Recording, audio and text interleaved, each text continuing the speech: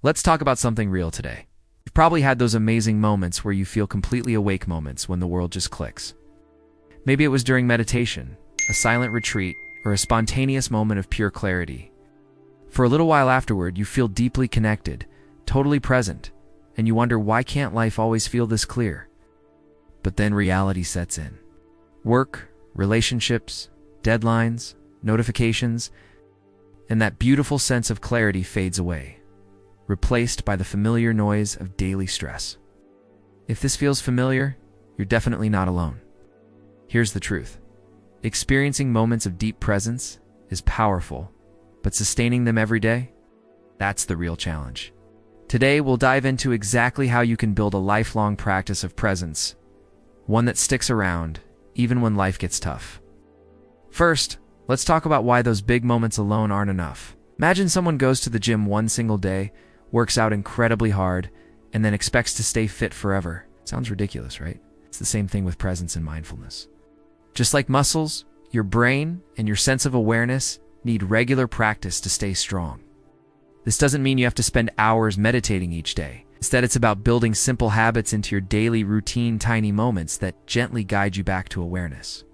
Let me introduce you to some quick, powerful practices that anyone can do, no matter how busy life gets. First up is the check-in breath. This is incredibly simple but extremely effective. Every few hours, pause and take just one deep breath, feeling it from start to finish. That's it. This tiny act can reset your nervous system and interrupt stress, reminding you to stay present. Then there's the mini meditation. Here's how easy it can be.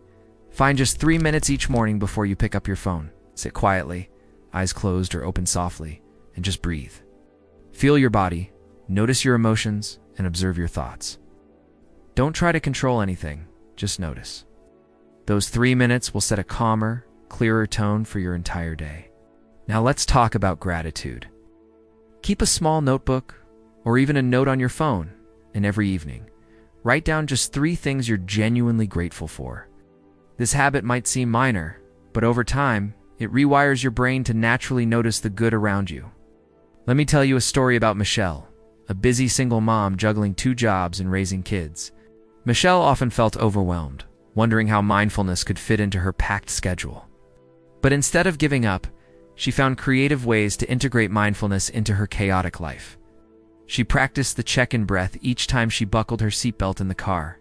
She did a mini meditation while waiting for her coffee to brew. And every night, even if exhausted, she quickly jotted down 3 moments of gratitude, often something funny her kid said, or a kind gesture from a coworker. Within weeks, Michelle noticed subtle changes: less stress, more patience with her children, and even better sleep. Mindfulness wasn't another charette, became her lifeline. Of course, building these habits isn't always easy. Let's talk about common hurdles and how to overcome them. First, the most frequent complaint: I don't have enough time. But mindfulness doesn't have to consume your schedule. Even 30 seconds is enough to pause, breathe, and recenter. The trick: pair mindfulness with tasks you already do, like brushing your teeth or washing dish, is turning routine tasks into mindful moments. Another big hurdle is discouragement.